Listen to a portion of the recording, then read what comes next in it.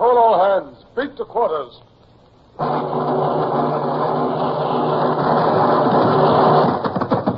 Unload the guns. Stand by the starboard battery. One broadside into it, if you please, Captain Bush. Pointers on target. Linstocks ready. Aye, aye, sir. Ready. Fire!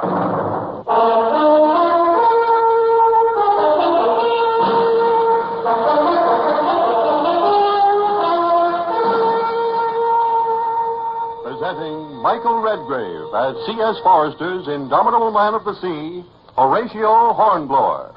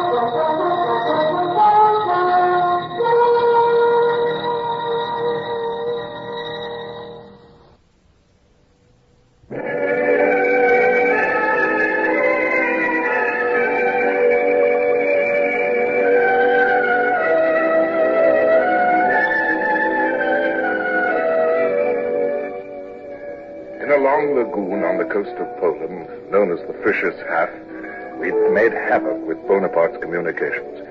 And this had, I hoped, delayed French preparations for a possible assault on Russia. And yet we still lacked news as to what Russia herself intended. Would she finally resist Napoleon, come openly into the war as our ally, or would she play for time and try to appease him as she had done before? I had my old friend Captain Bush to dinner in my cabin on the Nonsuch, because I knew he liked sea pie, and my man Brown had prepared one for me with special care. And then, regrettably, I couldn't talk of anything but my impatience. Well, there must be sudden news after all. Why don't we hear? I simply can't understand it, Bush. We will. It's scarcely a month, you know, since we left Russia. A month? If I'd known it would be that long, do you think I'd have let Witchwood keep the cutter Clam at Kronstadt? Excellent sea pie, Horatio. Excellent. You see, Bush, it's... Good as the first I ever ate. Aboard the old Renown, remember? Brown prepared it himself, eh? Stop trying to distract me, will you, Bush? It isn't clever. I tell you this. If we're to sit here in the Baltic, twiddling our thumbs, we'll have to organize something to keep the men's minds busy. A hornpipe competition, or, well, even theatricals, perhaps. Theatricals?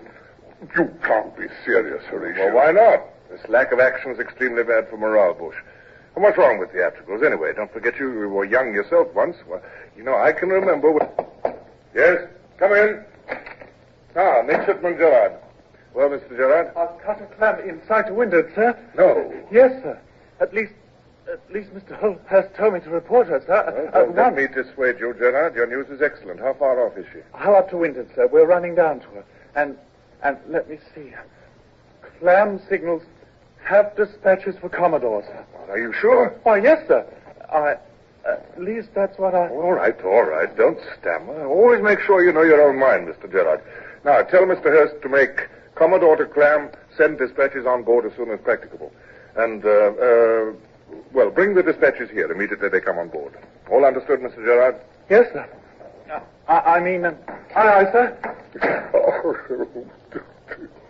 Not going up yourself, sir? No, I shall sit right down again and have some more sea pie. Help yourself, Bush, help yourself. Oh. No, I am not going to run up there and stand gawking over the side like some midshipman. They must be feeling some suspense about Russia back home these days. It's no more than in his cabin at the moment. Bush, if Bonaparte's main strength could be tied up here in the east this summer, give Wellington the chance to strike hard in the south. It's our great opportunity, perhaps our last. Oh, well. We'll know soon enough now, won't we, Bush? Stop worrying. After all, Tsar Alexander did send that stiff reply to Boney's demands. At least that's what Lord Wychwood said the day we left Kronstadt. You tell me so yourself. Stiff reply one day may mean soft words the next, with Alexander. Oh, hopelessly unpredictable, these Russians. Come in. Well, Mr. Gerard, what's the latest? Wychwood. Oh, by all of... You came yourself, did you? I did indeed, Sir Horatio. By your ship Clam. Now, wait till you hear the news. You will agree my trip was warranted. Oh, come on, then. Well, Captain Bush, quite like old times, the more than unset, Wychwood, don't keep us waiting for your news. Commodore, it's war. War. It's settled, then. No more procrastination? We're no longer alone, Hornblower. Now, wait till you've plowed through this dispatch case. 10 days ago, Bonaparte crossed the Niemen with 15 army corps. He's committed to invasion now. He can't turn back. Invasion. And can Russia hold out, Wychwood? I wish I knew. But at least he'll have his summer's work cut out for him, which means that we can push ahead in Spain. Yes. Well, good news, Oh, eh? it's the finest news I've heard in years, Wychwood. Sit down here. Here, give me that dispatch case. And your cloak, here. Have some sea pie. Have some wine. Yours is a welcome place, Bush. Bush, you can forget the theatricals. Now we can get on with the war.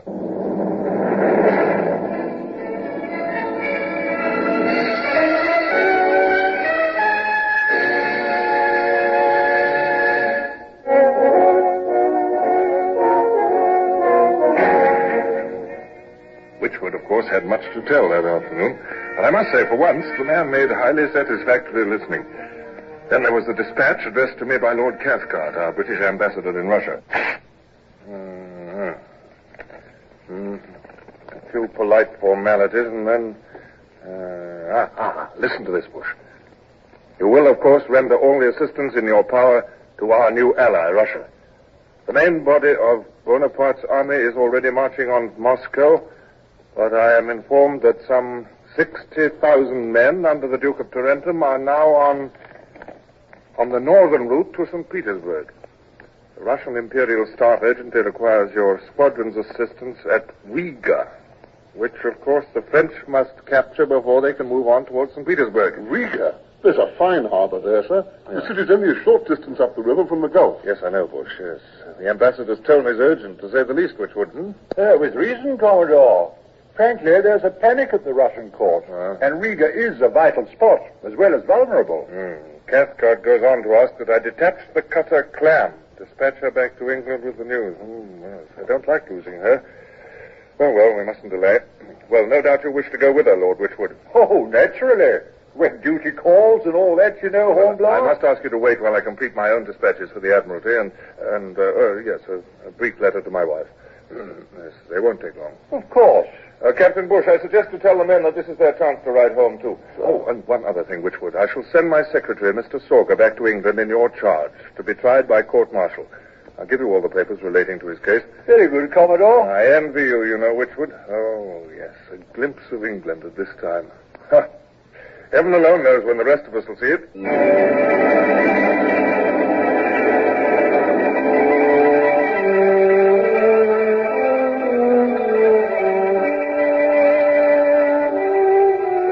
Summer had come suddenly. Day by day, as we bore on, the brassy sun blazed hotter, and the breezes almost died. Barely enough wind stirred to carry us, even with all our canvas set. It was a full 8 days before we finally crept into the Bay of Riga, and night was falling as I stared out through my glass at this new shore. That's no man's land between the two forces, I imagine. Well, if the Russians weren't still holding the village, there'd be no fires. Our puzzle so far solved at all events. 2 fathoms, sir. 2 fathoms. I'd like to bear up. Very good. Carry on. Oh, well, the moon's rising. Boat ahead. On the port bow, sir. She's pulling on. We have to catch that boat if we can, Mount. Aye, eyes up. Starboard, 2 points. Clear away the gate. Don't shout, please, Mount. Perhaps they haven't seen us yet. Right, sir. Boat's crew, stand by. Whoever they are, Mount, they've not much skill. They should have headed for shoal water. Oars against sail win no races. We need prisoners for information. I'm hoping that boat holds the proper answers.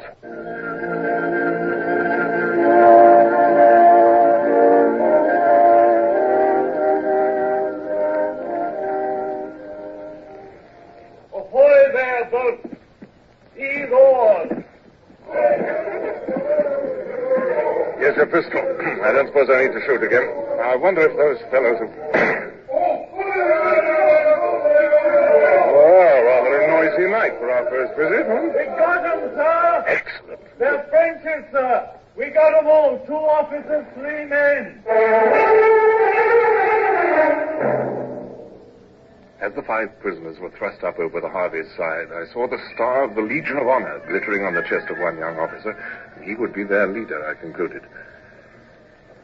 I would like to know Monsieur's name and rank, please. You see, Chef de Bataillon du Corps du Génie des Armées de l'Empereur. Major of Engineers, a good catch, Mount. You understand some English, I gather, sir. Oui, un peu. My mind was busy with the problem of how I could induce him to supply me with some facts that I sorely needed. And I had an idea. I much regret the necessity of taking you prisoner, sir, especially at the start of such a promising campaign, but possibly I can arrange an exchange at an early date. In case Monsieur has friends with whom he might like me to communicate, I shall do so at my first opportunity. Marshal Medon, Duke of Tarentum, would be very glad to hear. I am on his staff. Well, Commander-in-Chief's staff. Then you must be chief engineer. Yes, you are important. Oh, that's too bad. After all, you had no reason to suspect a British squadron in this bay. None whatever. We have been told the contrary. That these Russian villages are blockaded. They've been supplying you with information, then. Oh, well, all Russians are quite useless, are they not? I suppose your emperor has met with very little opposition from the Russians. We have taken Smolensk, and the emperor himself marches on Moscow. Our divisions will soon occupy St. Petersburg. Indeed. But possibly the Dwina River may become an obstacle. Riga, too, stands in your path. Not for long.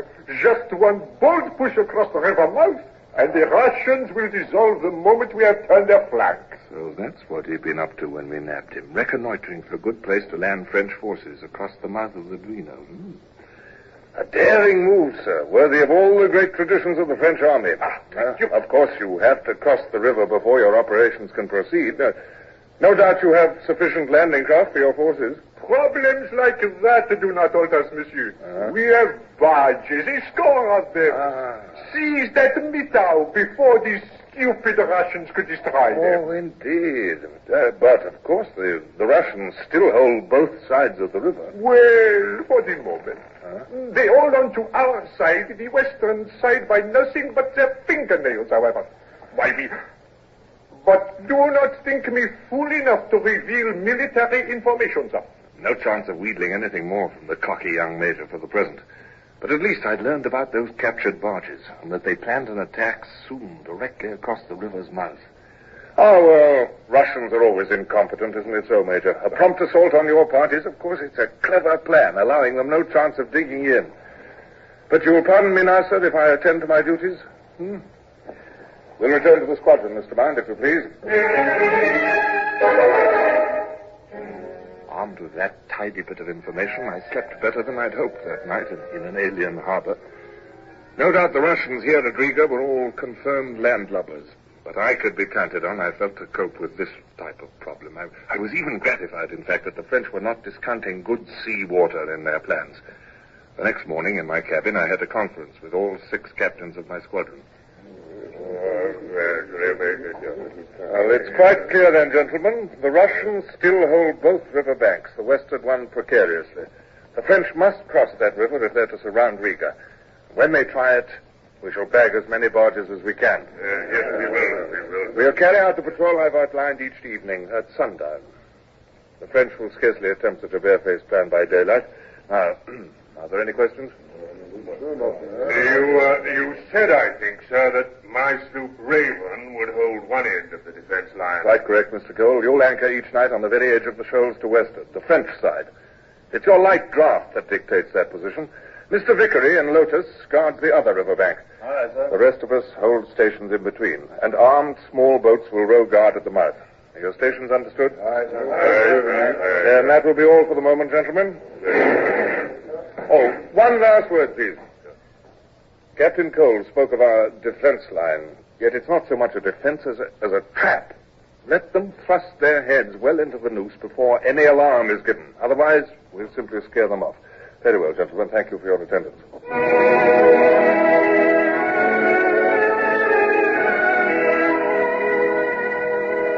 At dusk, my gig conveyed me up the yellow Duino River, past the village at the mouth, to the bustling wharves of Riga. There the governor met me, amid a crowd of other dignitaries. By their demeanor, you would never guess they lived in a besieged city. My coxswain Brown was in charge of my boat's crew, and I told him to wait there for my return. But I soon realized it would be difficult to have a private talk with General Esnoff.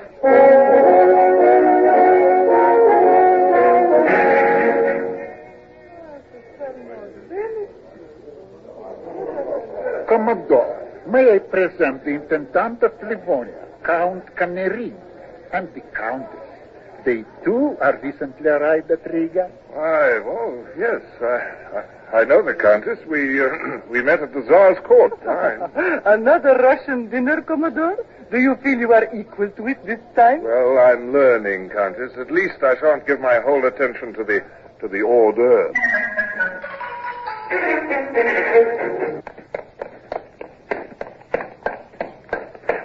Commodore! Sir. Brown, is that you? What's that racket? Must be French barges at the river, sir, and our patrol's resisting them. Is our gig's crew at the wharf? Ready? I'm waiting for you, sir. Oh, come on then, Brown. What are we waiting for?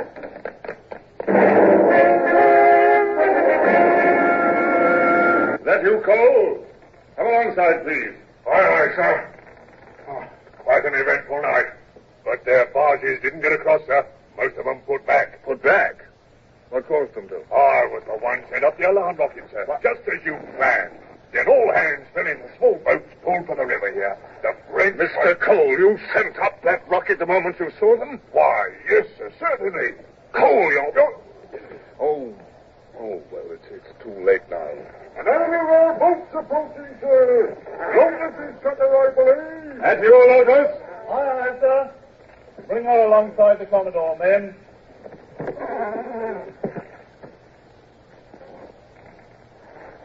I thought I saw you, sir. Things aren't as bad as they might be. All right, you, Mr. Cole? We bagged 5 barges on our side, sir. Cut them off before they could get back to their own shore. 5, Vickery. That's more like it. How many prisoners? Well, I should say nearly 1,000, sir. Roughly 200 Frenchmen to a barge. The rest turned back at the alarm.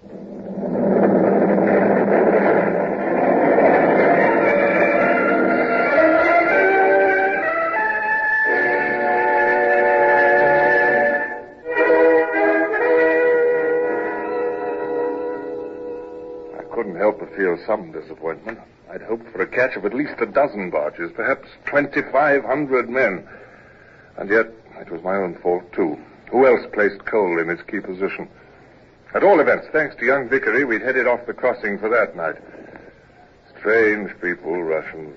That interminable ballet was still going on as I entered the opera house.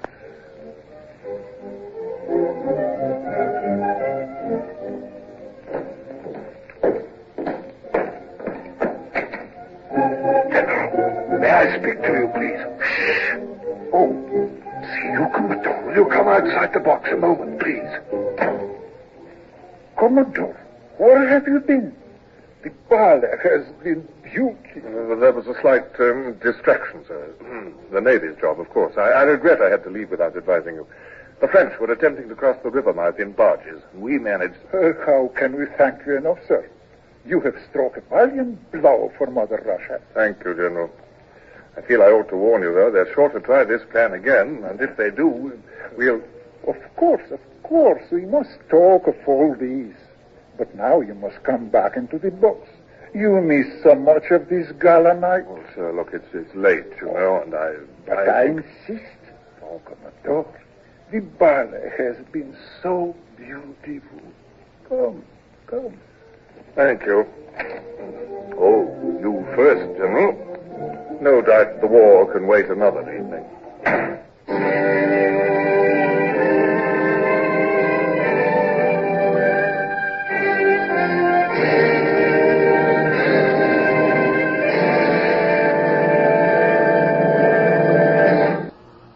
Horatio Hornblower, starring Michael Redgrave, is based on the novels by C.S. Forrester. Music composed and conducted by Sidney Torch. Produced by Harry Allen Towers.